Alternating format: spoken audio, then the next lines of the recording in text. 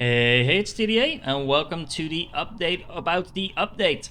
Because we just got a awesome new update to Dyson Sphere Program that includes a lot of things. Some buildings that I will go into detail and explain how they work, what they do, how they look like, etc.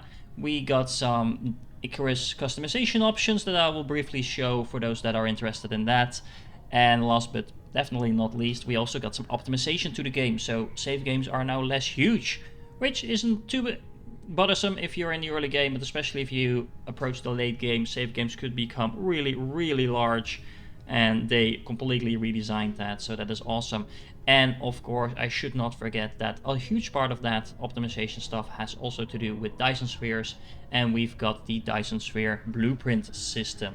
So let's start out with that and then go on to the rest. Okay, so the blueprints. Well, the blueprints are awesome when it comes to the Dyson Sphere. So you are now able to replicate whatever you are building in one system in another. You have the shift over here. So in this specific playthrough, I only have one system with a Dyson Sphere apparently. But you can switch between your systems, select the Dyson Sphere that you want and copy that. You have on the right over here an option to copy the blueprint code for your entire Dyson Sphere and paste it right into whatever Dyson Sphere you're currently trying to build. Other than that, you also have a few new options. So you can add, for example, a new layer to your Dyson Sphere. You can create it. This is a bigger one. I can select my smaller one. I can say, for example, hey, this selected layer, let's copy that one. Hey, successfully copied. Then I select the other one and I just do paste. Warning to make sure that I know what I'm doing. And then it will copy the exact design of my other layer on this one. Now you can turn the layers on and off, so you can more easily know what you're doing. You can display the layers, or you can not display the layers, so you can actually opt to completely hide a layer in the game. You can really play around with this. You can hide some structures or not. Pretty much this allows you to do a lot of things that a lot of people were already doing, but using mods. And like before, the developers really looked at what people found important, where people were building mods for, and then simply implemented those options in the game. So how awesome is that? I'm really looking forward to seeing how awesome you guys can make your blueprints for your Dyson Spheres, and if I find particularly interesting ones, I will share them with you, of course. If you have one of them yourself, share them with me. I'm really looking forward to kind of replicating some of the blueprints that you guys are coming up with. There's a lot more creative people out there than I am myself. I'm not that creative. I just make pretty straightforward Dyson Spheres usually. So yeah, it's going to be really fun. Now, of course, this is not the only thing that was added to the game. We've got a lot more stuff, a lot more buildings, and of course you need to do research for those buildings, so let's dive into that. Okay, so new sciences. Well, of course, there is a few things that we need to look at. Let's start actually with the buildings. So we've got the Proliferator. We have the spray coater, which applies to proliferation units, and we have the proliferators themselves, which are basically items that you use to apply a buff. I will cover that in a few minutes in more detail, because it's a lot of things to take in, and I'll show you exactly how it works. The second thing that we got is geothermal extraction, which is a new building. It's basically a geothermal power station. It's exactly what it says it is. You can put this in lava. It's basically the same as solar power or wind power, with the exception that you put this in the lava and it makes heat and you get power from it. So it has a basic generation of 2.4 megawatts. It's quite nice. It's not necessarily an item that you will be using a lot, depending of course on how much lava planets you have, but it's a really cool thing, and to be honest, it just looks cool. So yeah, nice little item there.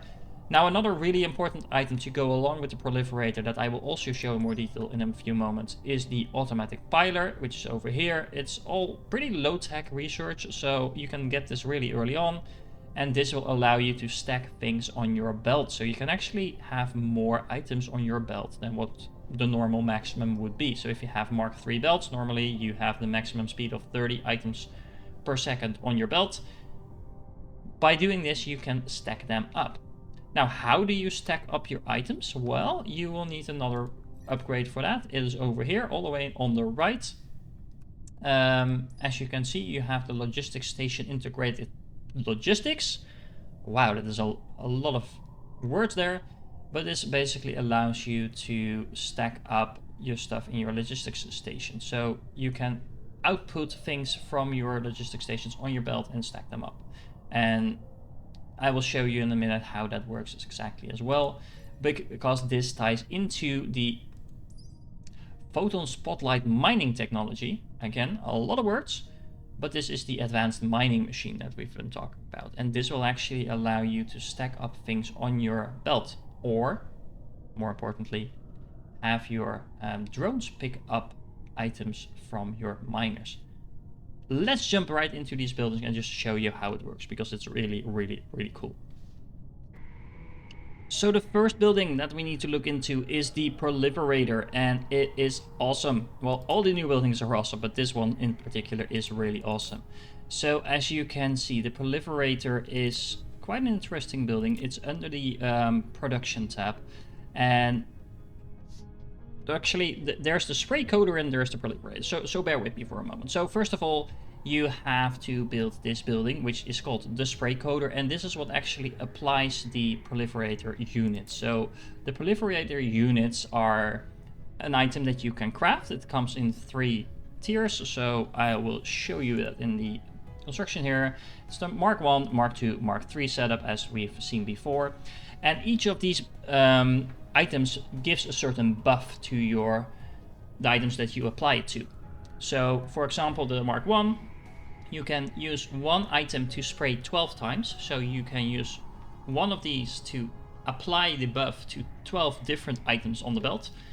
And if all the products in a recipe have the Proliferator buff, then you will get 12.5% extra products. You will get a 25% faster production speed, and that will come at a cost, because the energy consumption of that additional production speed will be 30% higher.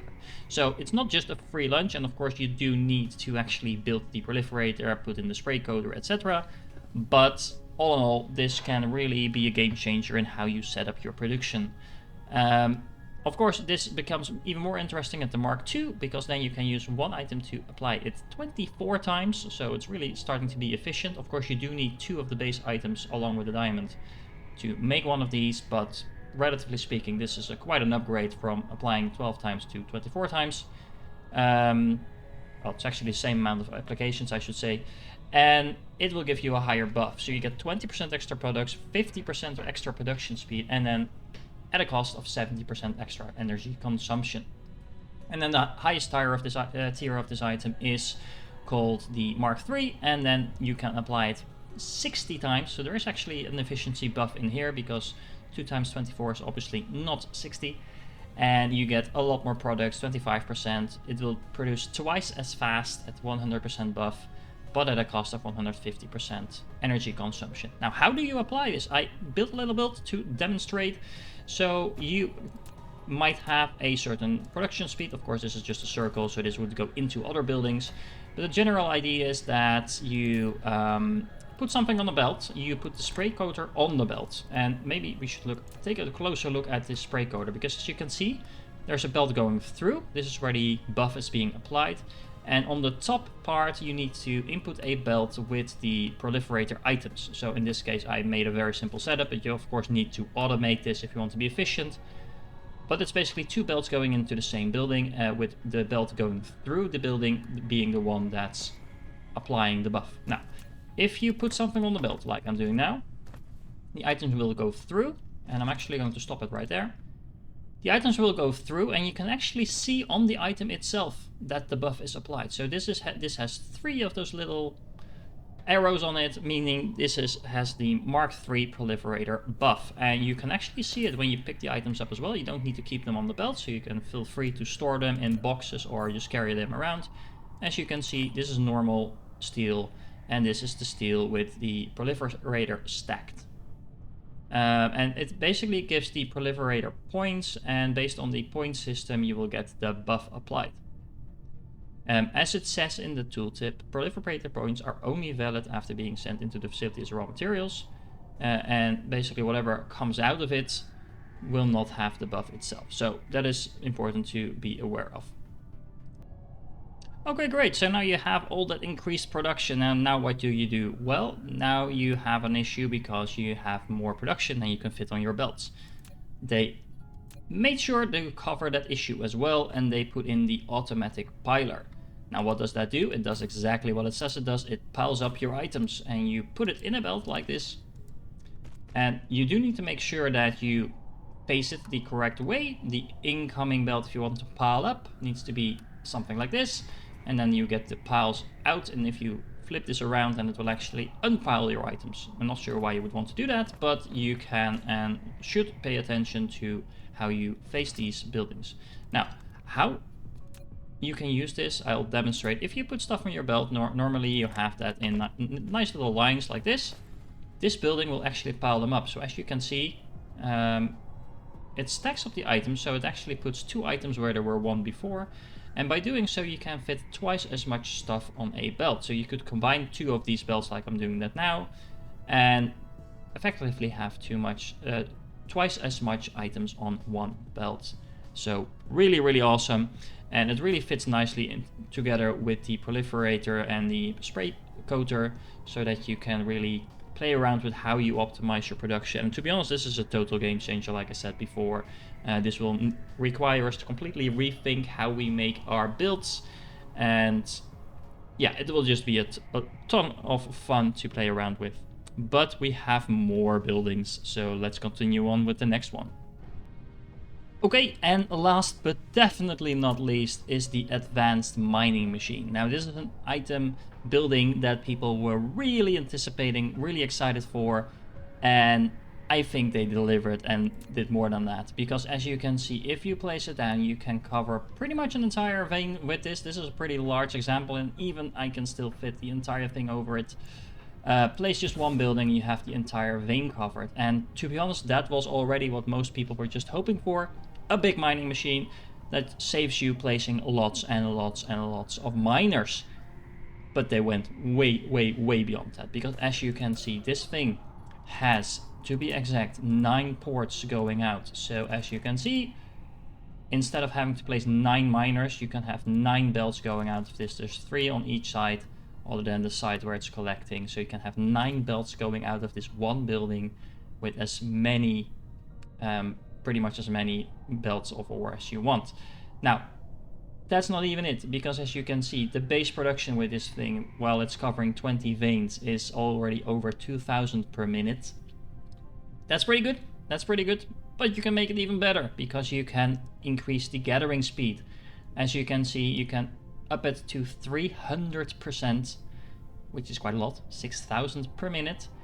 There is a cost, because as you can see, it is now consuming 26 megawatts per second, and if you turn it down, then that is almost 10% of that. So you triple the speed it's producing at, but at 10 times, around 10 times the amount of energy cost. So take into account that this is going to drain your energy a lot if you do it like that, but on a typical mining planet, you typically have a lot of power if you just put, for example, some solar panels around the domes, maybe 1 or 2 belts around the planet. You'll have all the energy you need to just drop down a few of these miners, and they are good to go. Now, of course, you can also play around with the output cargo stack to make sure how it goes on the belts. I won't go into that in too much detail, because the other last really awesome thing that I want to mention about this is the fact that A, it stores 5,000 ore by itself, so no ILS needed. But more importantly, it actually allows you to collect all this stuff through drones. And I'll demonstrate that. I put an ILS over here. Let's request some copper ore. There we go. And you will see the drones starting to fly off, and there the first drones are arriving, and it will pick it up straight from the building itself. So how awesome is that? You can basically bypass all the normal ILS type of stuff you do. This will really streamline your endgame production in terms of how many miners you need to place.